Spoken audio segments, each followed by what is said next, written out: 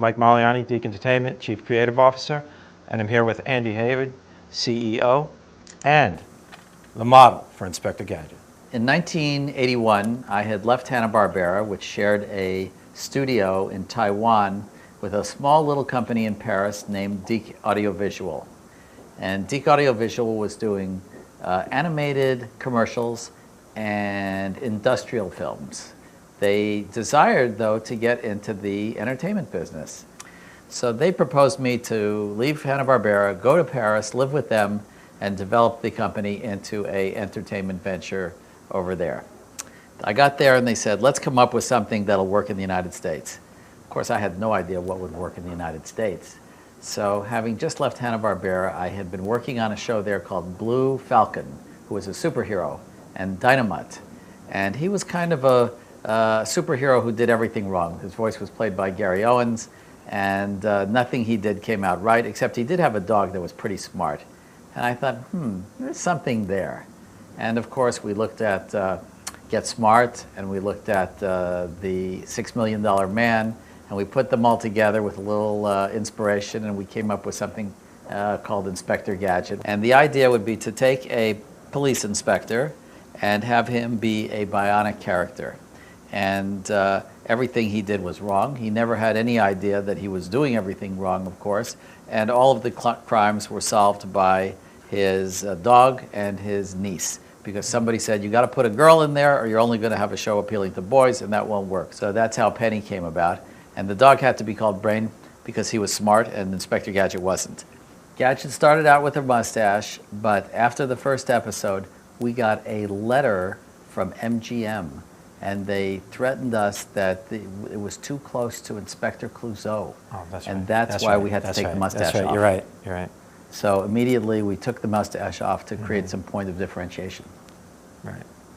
The original design was done in Paris, and it was kind of based real loosely on Andy and one of the directors at the time. So when we got it here and we were about to start production, we started breaking the model down. What are we going to need? His gadgets. What gadgets is he going to have? What can he do? Because if he was too complete, he wouldn't be bumbling enough. So we had to isolate and start pulling them apart and seeing where and how things would work. The original design, we had his copter blades and his hands would come out of his back. And we had the front trench coat would open, and it looked kind of weird having, these hands come out of his stomach, on his shins. He had these patches that would open up, and it was getting all over the place, and the writers were getting confused, and we couldn't really lock into anything. So we put some drawings together, and we went back to Andy and said, what do you think of this? And we simplified them, where his legs would stretch. He could balloon up so that he could bounce in case he dropped down from a building or something. The helicopter blades we put on the top of his head. And then we took the hands, and the hands were real interesting because we weren't sure really what he would do with those. And we started breaking it down. We said, okay, what does he need? Well, he's an inspector. He's going to try to get into everything. So we said, let's give him a flashlight. So that was one. One finger was the cell phone, the antenna. The other was a skeleton key, a screwdriver, a laser, and then on his other hand, we used a water pistol because, the networks and wherever it was going to go, we didn't want to get, we didn't want any guns or anything. Gadget went through about 350 drawings before we got the final one. I remember that. That many, really? Yeah, there was a ton. Because we had all the, the breakdown on all his parts and, the transformations. In those days, everything was done with paint and Pantone colors, and they were hand-painted. We had paintbrushes. We had paintbrushes. We don't have paintbrushes anymore. We have a whole studio with not one paintbrush. And you always think you're going to see claw. Always. But you don't. But you don't. When we started talking around, we said, you know what?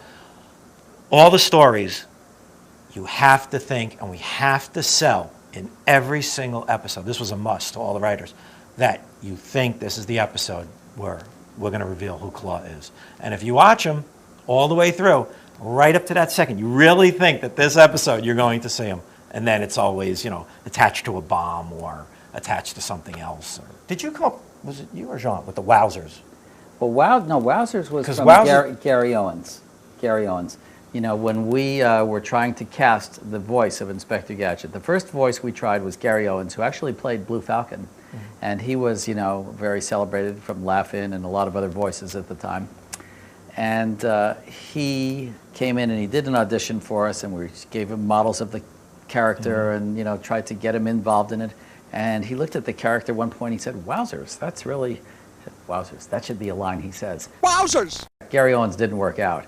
So then we went to a guy named Jesse White, who I don't know if anybody would recall, but he was a character actor who played the Maytag washing machine man in all those Maytag commercials. He did the first episode, and he did a pilot for us, and he was very funny, but he didn't quite fit right.